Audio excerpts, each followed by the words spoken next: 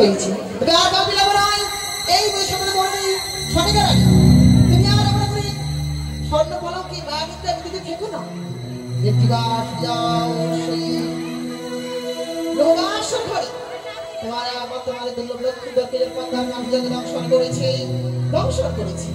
এদিকে বেহুলাকে সংখ্যা দেবো বেহুলা তুমি আর আমার করে মানিকটা মৃত্যু হইও না একটিবার চেয়ে দেখো তোমার সে দংশন যেন পদ্মার গাভীটাকে দংশন করেছে পদ্মার গাভীটাকে দংশন করেছে পদ্মার গাভীটাকে দংশন করেছে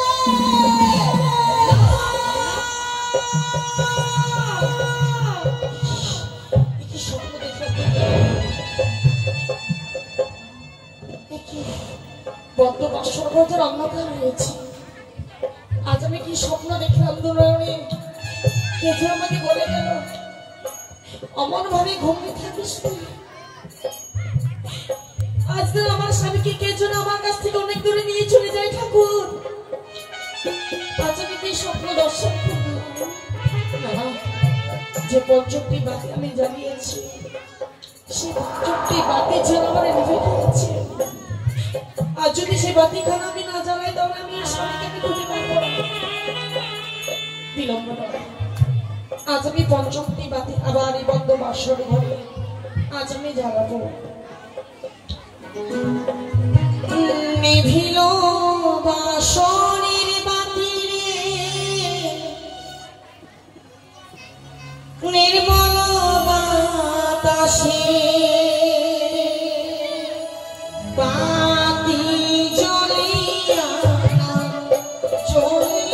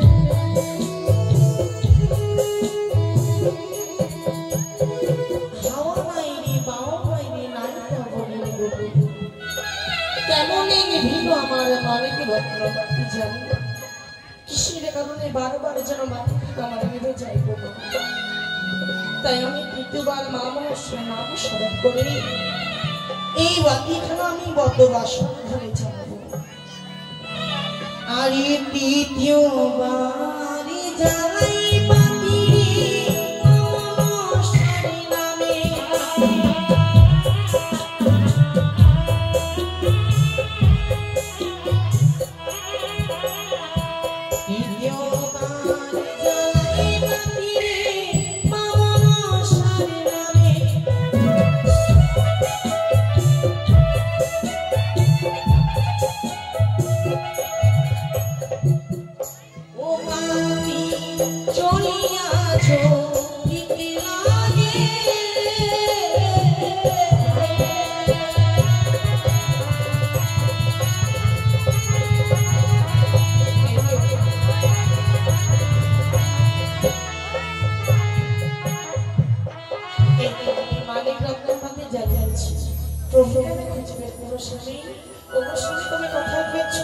তোমার জন্য এখনো পঞ্চমীর রন্ধন করেছি আমি তুমি আমাকে দেখা দাও প্রাণস্বামী দেখি আজ আমি কি দর্শন করছি, স্বামী যে সোনার পালঙ্ক ছেড়ে মাটিতে ঘুমিয়ে রয়েছে। সে তো রাজার কুমার গো, সে কোনোদিন মাটিতে ঘুমায়নি, আজ কেন সোনার পালঙ্ক ছেড়ে মাটিতে ঘুমিয়েছে? সত্যি অভিমান করেছে গো মা, আমার কাছে খেতে দিয়েছিল এক কোনো পঞ্চমেন্দ্র, আমি রন্ধন করতে পারিনি গো মা, তার জন্য স্বামী আমার সোনার পালঙ্ক ছেড়ে মাটিতে ঘুমিয়ে রয়েছে। ভাই আমার অভিমান, আমি ভুল করেছি গো, আমি অন্যায় করেছি, তাই তোমার কাছে আমি ক্ষমা চেয়ে নেব, তুমি আমাকে ক্ষমা করে দেবে স্বামী। আজ আমি কি অনুভব করছি, স্বামীর অঙ্গখানা যেন শীতল হয়েছে। না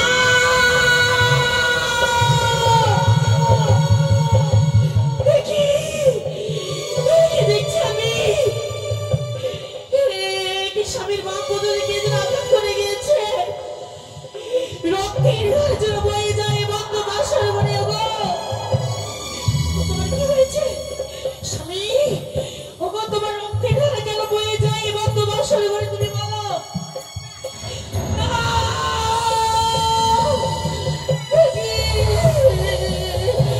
কি তোমার মুখে রক্ত কেন গিয়েও? কি হয়েছে বলো না, তুমি কথা বলছো না কেন? তোমার মুখে রক্ত কেন? তুমি কথা বলছো না কেন?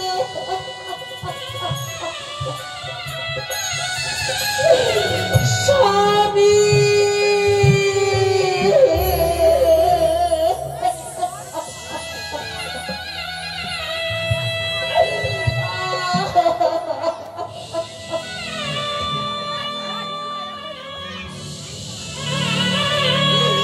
যে স্বপ্ন দেখলাম বন্ধ বাসরে করে, সেই স্বপ্নকে আমার সত্যি হয়ে গেল গো।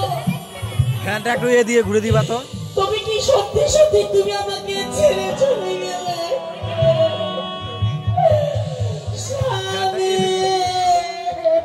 ফ্যানটা এদিক করবা, ফ্যানটা এদিক করবা, এক সাইডে চলে যাচ্ছে।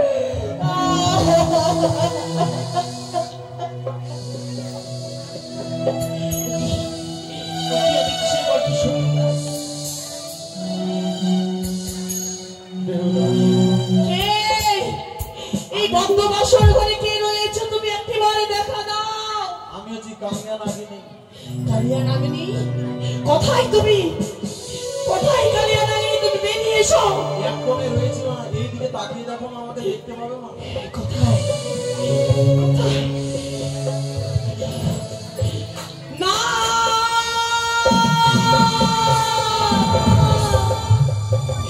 ওরে নাগিনী, এই বন্ধ বাসর ঘরে তুই কি করছিস?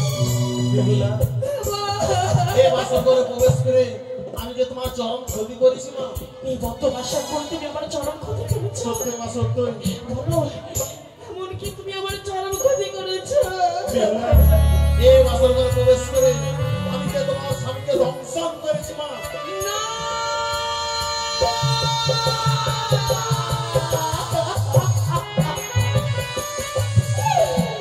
স্বামী,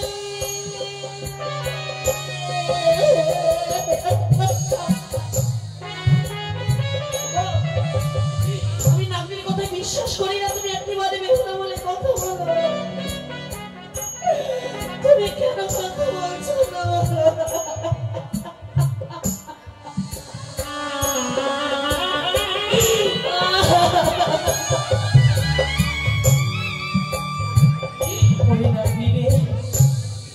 আমি তোমার কাছে কি অন্যায় করেছি নাগিনী রে? তুমি বদ্ধ বাসর করে আমার কাছ থেকে স্বামীকে কেড়ে নিয়ে নাগিনী, বলো নাগিনী বলো, আমি কি অপরাধ করেছি তোমার কাছে? তুমি বলো।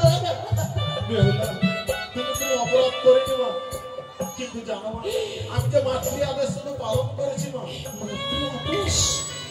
মাতৃ আদেশ করার জন্য তুমি আমার স্বামীকে কেড়ে নিলে? বা তুমি তো এক নারী, আমি এক নারী, নারী হয়ে নারীর ব্যথা বেদনা তুমি বুঝতে পারবে না। বা নারী, বা তুমি কেমন নারী? নারী হয়ে এক নারীর স্বামীকে তুমি কেড়ে নিলে? বলো নাকি, বলো।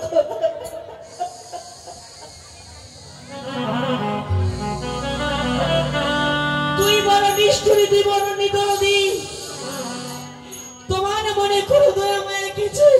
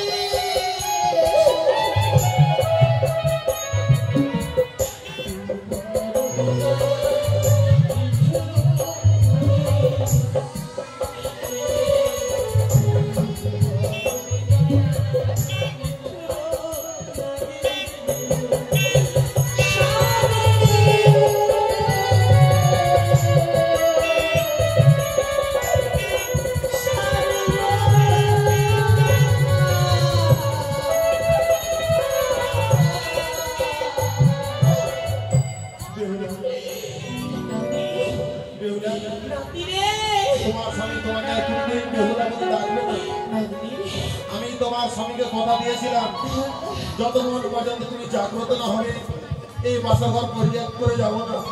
আজকে দিনে যখন তুমি জেগে উঠেছো তবে আমাকে যেতে দাও না, আমাকে যেতে দাও না। কোথায় পালিয়ে যাচ্ছ তুমি? তোমাকে আমি যেতে দেব না নাকি? তুমি কোথায় পালিয়ে যাচ্ছ? এই সোনার সংসারকে পুরো ছারখার করে দিয়েছো। আমার স্বামীকে তুমি আমার কাছ থেকে কেড়ে দিয়েছো। তোমাকে আমি ছেড়ে কথা বলবো না। এই তো রয়েছে সুবর্ণের জাতি। এই সুবর্ণের জাতি নিয়ে তোমার পুচ্ছ আমি কেটে দিলাম। না, কি করলে জননী, কি করলে? তুমি আমার পুচ্ছ ছেদন করে দিয়েছো মা। আমার যেন সর্বঙ্গ দাও দাও করে চলে যাচ্ছে। মাগো এ কি করলে মা, আমি কি করে বলবো? তোমার তো সামান্য পুচ্ছ কেটে দিয়েছি বলে তোমার যন্ত্রণা হচ্ছে। সত্যি মা, সত্য। আমার কাছ থেকে যে স্বামীকে কেড়ে দিয়েছো তার থেকে ব্যথা বেদনার কিছু নেই নাগিনী রে। মাগো নাগনি তুমি আমার তুচ্ছ ছেদন করেছো, তাতে আমার কোনো রাগ নেই।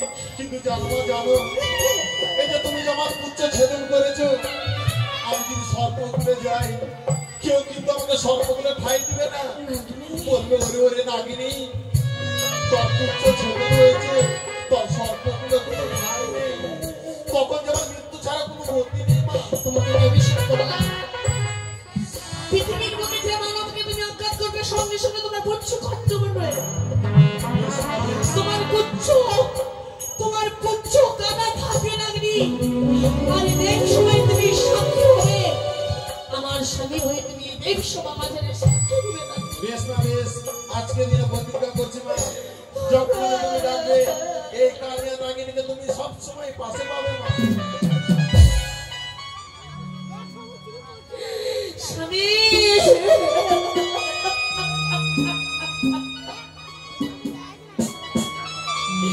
আমি একা হয়ে গেলাম গো স্বামী। তুমি তো বলেছিলে গো তুমি আমার সঙ্গে মিশে যাপন করবে, যুগলে মেলে একসঙ্গে আমরা মিশে কাটাবো, কিন্তু কেন তুমি আমাকে ফেলে চলে গেলে? একই তোমার ভালোবাসা, একই তোমার প্রেম, তুমি একেবারে কথা বলো।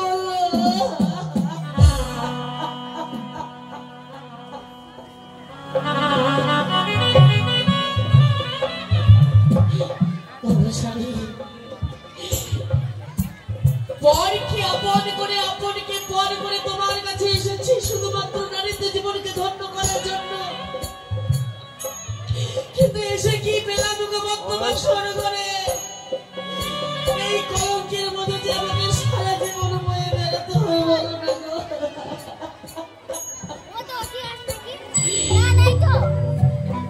স্বামী, এই পৃথিবীর বুকে এসে আমি কার বাড়ি ভরা ভাতের হাঁড়ি ভেবেছিলাম বলি। এই বিষয়তে আমি তোমাকে হারিয়ে ফেললাম। এই সীমন্তের সিঁদুর হস্তের শাখা আমি ভেঙে ফেললাম।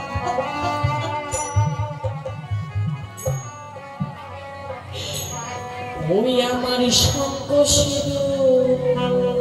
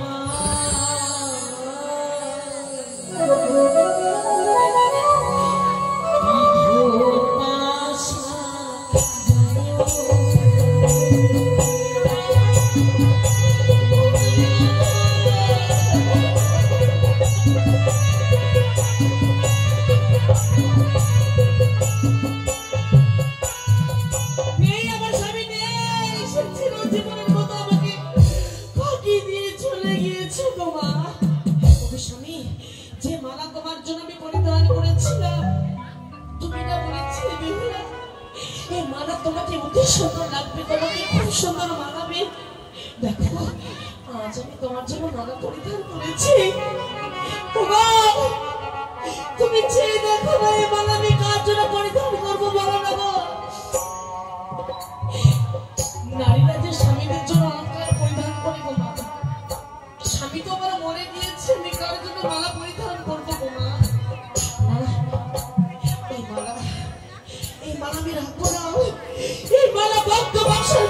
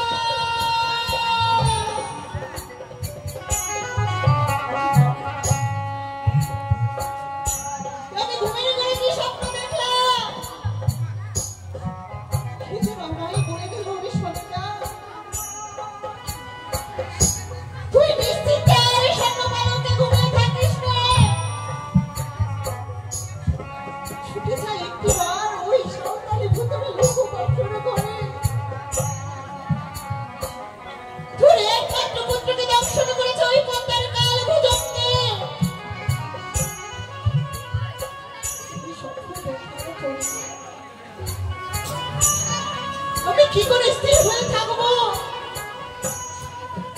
আমি যে পারবো না স্থির হয়ে দাঁড়িয়ে। আমি ছুটে যাবো এই মুহূর্তে আমার সন্তানের কাছে। আমি আসছি বাবা, আমি আসছি। দাঁড়াও সরকার, নিশি প্রভাত না হতেই আজ তুমি শয়না কক্ষ থেকে উঠে একাকিনী পাগলিনীর মতো তুমি কোথায় ছুটে চলেছ গো? আমি আমার সন্তানের কাছে যাচ্ছি গো। সরকার দেখো, নিশি প্রভাত হতে এখনো অনেক বিলম্ব রয়েছে।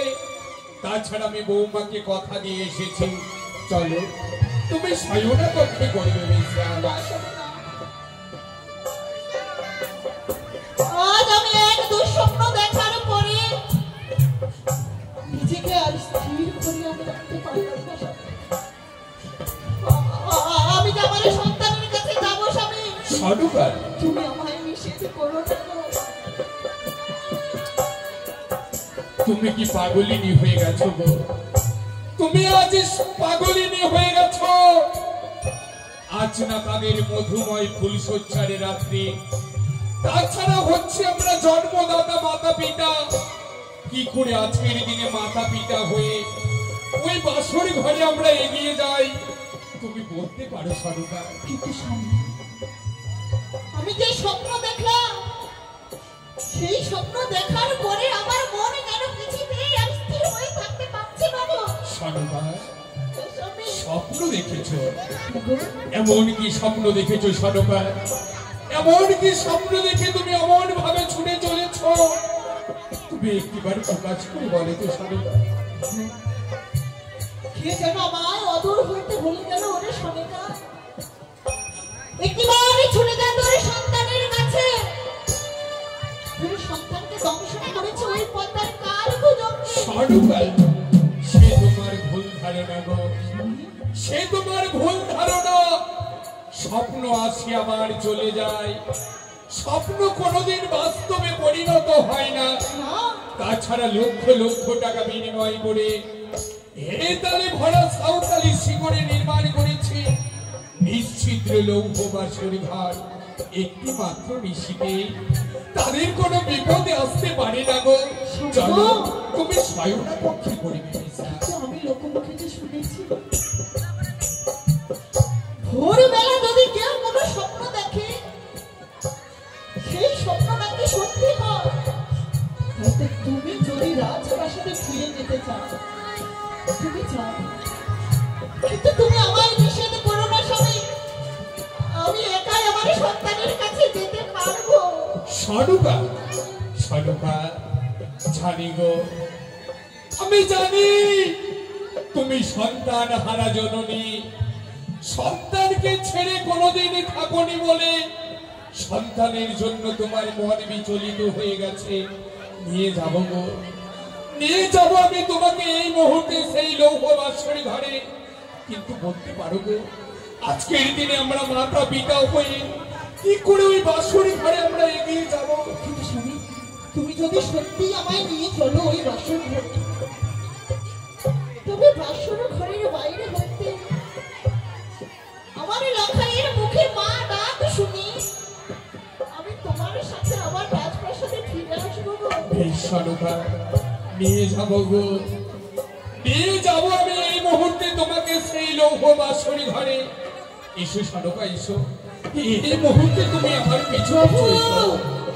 নিশি প্রভাত এসেছে, কত পাখি যেন আকাশে গুনগুন করে গান করছে, তুমি কি সব করতে পারছো না? দেখো সরোকা, দেখো, এবারে তুমি তুমি কিছু শুনতে পাচ্ছ সরোকা? দেখো, আমি বৌমাকে বারবার বলে গেছিলাম, বৌমা আজ হচ্ছে তোমাদের মধুময় ফুলসজ্জার রাত্রি, সারাটা নিশে তুমি জাগ্রত থাকবে। দেখো, এখনো যেন বৌমা বাসর ঘরে এখনো জাগ্রত রয়েছে। এটি তোমার ভুল ধারণা। সরোকা, তুমি শুধু ঘরের কথা একটিবার তুমি কখনো থাকতে সুযোগ পাও। বৌমা যেন বাসরে ঘরের মধ্যে ডুকরে ডুকরে ক্রন্দন করছে গো। সরোকা, আজ বৌমা কাঁদবে কেন গো? আজ বৌমা কাঁদবে কেন? আজ তো বৌমার কাঁদবার দিন নয়, আজ হচ্ছে বৌমার মধুময় ফুলসজ্জার রাত্রি। আমার মন বলছে আমাদের পুত্র বড় অভিমানী, হয়তো অভিমান করে বৌমাকে কটু কথা বলেছে। ওগো, তুমি একটিবার বৌমাকে ঢাক দিয়ে দেখো তো, একটিবার তুমি বৌমাকে বাসর ঘরের দরজাখানা তুমি খুলে দিতে বলো সরোকা।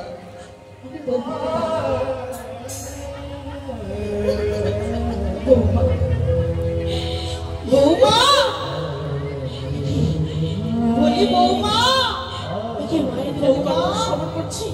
কে মায়ের কথা শোন? মা, বৌমা, মা, আমি যে আমার সন্তানকে দেখার জন্য অদূর হইতে ছুটে এসেছি। তুমি একটু বারো বাসর ঘরের কবাড়ি খানা খুলে দাও বৌমা। আমি বাসরের কপাল খুলে দিতে পারবো না জননী। কিন্তু কেন? তাও কি দৃশ্যকে কাজ করতে হবে না?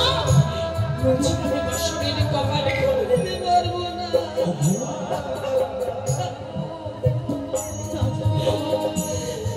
আমার বৌমার কি হয়েছে? মা, বৌমা তুমি এমন ভাবে কাঁদছো কেন? তুমি একটিবার বাসর ঘরের কবাড়ি খানা খুলে দাও না বৌমা। খুলে দাও মা, খুলে দাও।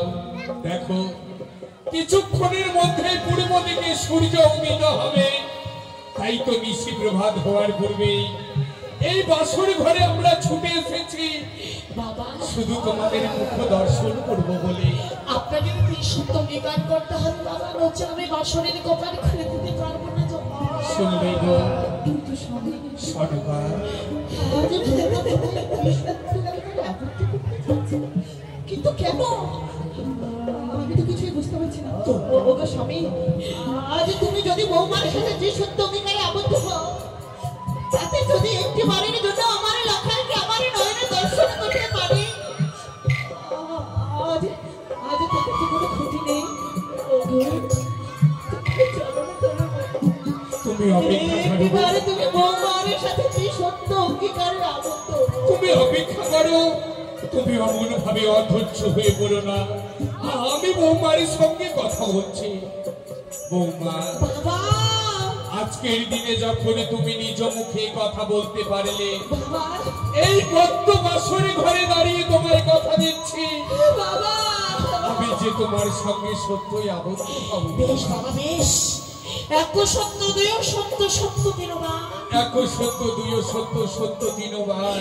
এই সত্য লঙ্ঘন করে না পাইবে নিস্তার। এই সত্য লঙ্ঘন করিলে কেউ কোনোদিন পাইবে না আমি নিস্তার। বাসরের কপাল এই মুহূর্তে খুলে দিলাম। বৌমা, মা, তুমি কাঁদছো? বাবা, হতভাগিনী, আজ তুমি এই বাসনের ঘরের মধ্যে তোমার চোখের জল পড়তেছ।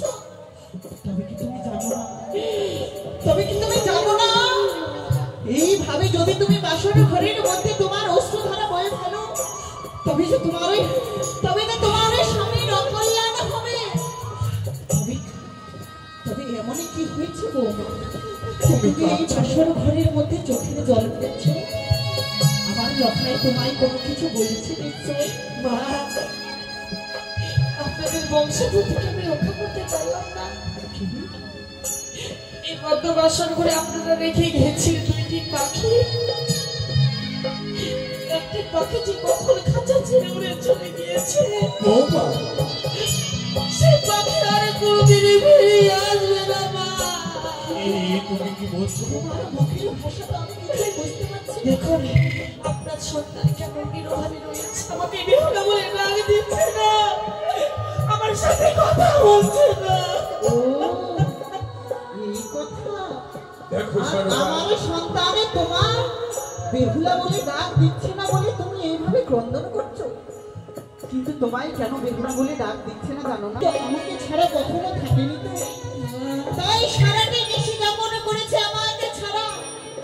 আমাকে দেখতে না পেয়ে বড় অভিমান করে তোমার সাথে কথা বলছে না। আমি যখনই আমার লখাইকে ডাক দেব, লখাই আমায় মা মা বলতে বলতে বুকে জড়িয়ে ধরবে। লখাই, ওরে লখাই, দেখ লখাই, আমি তোর মা এসেছি, তোর বাবা এসেছি। লখাই, একটিবার নয়নে মেলে চেয়ে দেখ, একটিবার নয়নে মেলে চেয়ে দেখ না বাবা। নয়ন মেলে চেয়ে বুকে জড়িয়ে ধরে আমায় মা বলে না। লখাই, পারলে না তো, আমার লখাই আমাকে মা বলে ডাকছে না। পারলে না তো তুমি মা হয়ে পুত্রের মান ভাঙাতে। দেখো সরবা, দেখো, আমি যদি একটি বাড়ি লক্ষ্মীন্দরকে একটি বাড়ি ডাক দেই, লক্ষ্মীন্দর আমারে ডাকে সাড়া দেবে। লখাই, এ লখাই, একটি বাড়ি চেয়ে দেখ, একই দেখছি সরবা, লক্ষ্মীন্দরীর মুখ দিয়ে যেন গরল বইছে, আর সর্বঙ্গ যেন তার নির্বর্ণ হয়ে গেছে। এ লখাই, লখাই, ও মা, আমার লখাইয়ের কি হয়েছে? আমার লখাই কথা বলছে না কেন? কি হয়েছে বৌমা? বৌমা, এমন ভাবে বলো না বৌমা, বলো না, এমন কি হয়েছে? আমার লখাই আমার মা বলে কেন ডাকছে না? আপনাদের মা বাবা বলে আর কোনোদিন সাদা সম্পর্ক নেই। তুমি কি বলছো বৌমা? আপনাদের সন্তানকে বদ্ধ বাসর করে কাল লাগরিতে দংশন করেছে।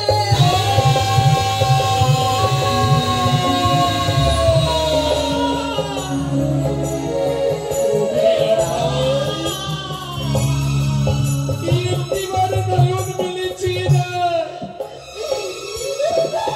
আমরা তোর জন্মদাতা মাতা পিতা এই বাসর ঘরে তোর মুখ দর্শন করতে এসেছি। একটিবার মাতা পিতা বলে ডাক না পাই, একটিবার তুই নয়ন মেলেছি না।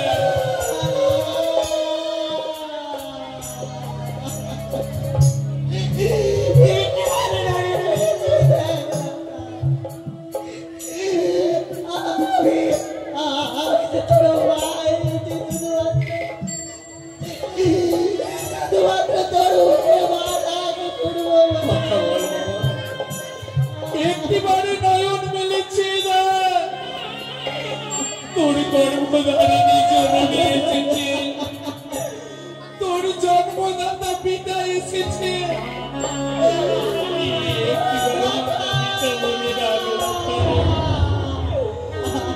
একটিবার তুই মাতা পিতা বলে না।